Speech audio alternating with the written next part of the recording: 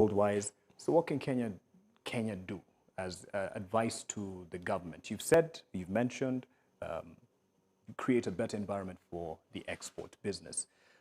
What else can the Kenyan government do? Speak to David Ndii. I don't know why you laugh, but speak to him. I'm sure he's listening. The word will get to him. Yes, well, definitely we can't get into the gold purchase route that we've seen in other countries because of we don't have those large-scale gold.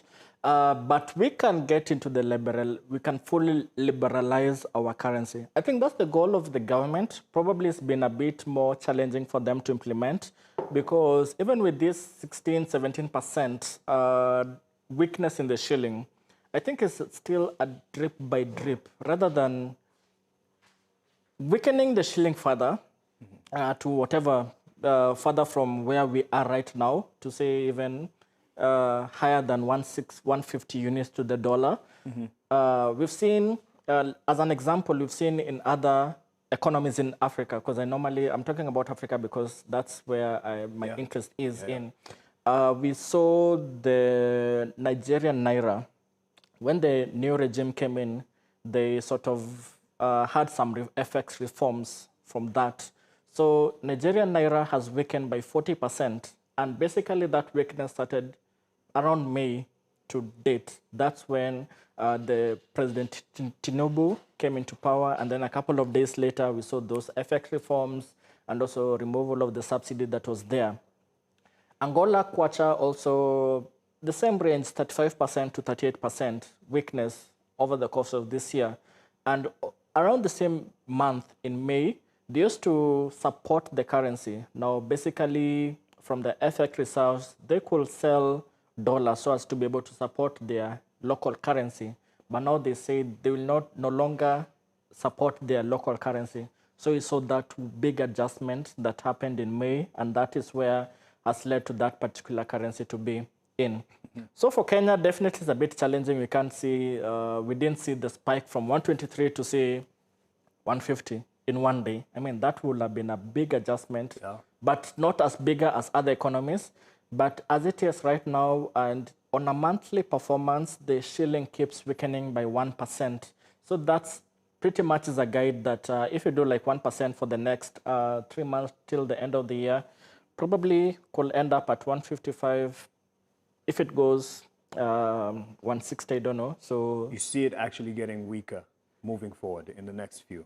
I'm not seeing anything that could suggest that we could see an improvement. We had none other than the president telling us that that time it was 130 when we started the G2G deal, government-to-government oil importation deal.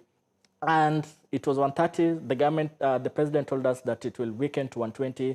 Those of us who have dollars, we are told, those of us who held dollars, we are told not to hold the dollars. And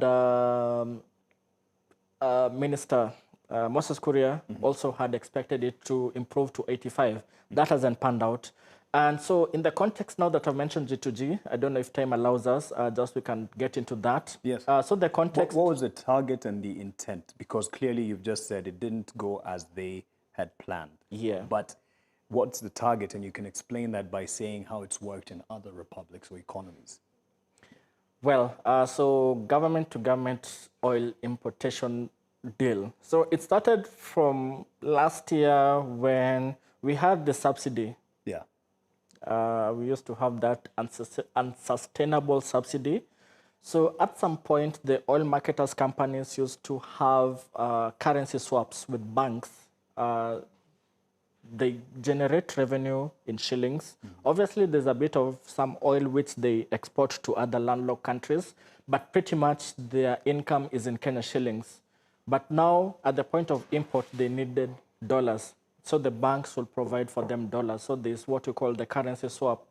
The oil marketers companies, they give banks their shillings, and then with the shillings, it's converted to dollars. So they swap, get dollars, they import. But now the point of what you call closing these swap positions, by that time the shilling had weakened. So it meant it was a bit expensive. So it was something that they didn't close out those swap positions, so they just kept rolling those swaps Yes. down the road. So when the government came in, the current government came in, they found those swaps. They hadn't been unwound. We call it unwound, yeah, closing those positions. So what the government did, they decided rather than going through the open tender system, because by then oil marketers companies will, they could do like a tendering system. So one of them will import oil on behalf of everyone else, and obviously they will need dollars they need dollars to get the imports. So rather than the open tender system, the government came with the government-to-government oil importation deal. So the crux of it is that rather than those demands of dollars, so that to be able to get the imports, you can buy on credit, and then after 6 months, you convert these Kenya shillings into dollars, and then you can be able to pay in a more orderly way. 6 months, things have changed. So it was initially 6 months. It's still 6 months. Yes. In the sense that we still have 3 or 4 oil marketers, distributors, importing oil on behalf of the whole industry. And then they import from Saudi Aramco, they import from Abu Dhabi National Oil Company, they import from Emirates National Oil Company. But now, they had what you call letters of credit from other banks. So other banks will now give these 3 guys letters of credit so that they can be able to import. So letters of credit was that, yes, they're good to go.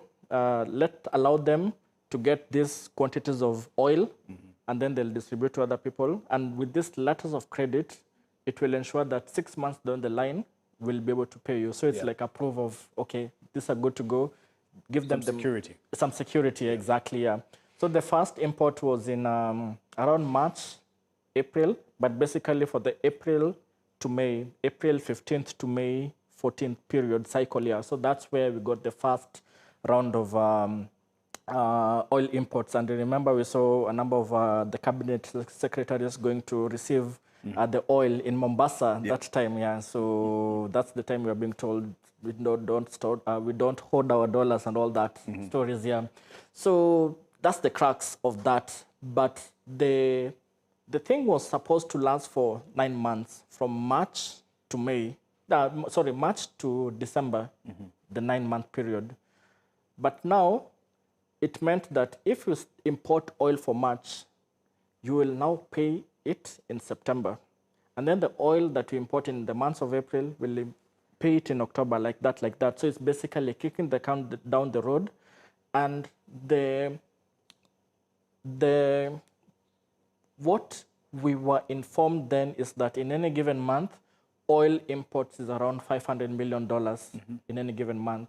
So essentially, by having this government-to-government oil importation and deal, it will forestall the demand, this $500 million demand on a monthly basis, but basically kicking down the can down the road, because after 6 months, you'll have now to have converted the Kenya shillings, and then the banks which had issued letters of credit will have settled in dollars. So that's the crux of that. Yeah. But here we are, 6 months, 7 months down the line, we haven't seen that much of an improvement. So, and right now is when we started paying the oil that was imported in the months of March and April. So the announcement, that the press statement that came out last week, $238 million as the first cohort of payments that had been settled. So it's just telling us that, yes. We're cooked.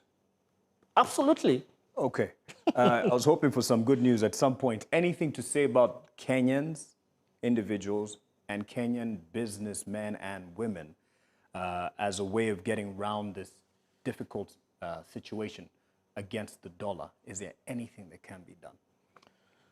I'm sorry to be the bearer of bad news, but it's becoming a bit challenging, more so for the individual guys, retail clients, or the small-time players. Yeah. For the corporates, the big players, they can hedge because you're anticipating to pay or you're anticipating this huge demand, or you need to meet this supply in foreign currency, hard currency.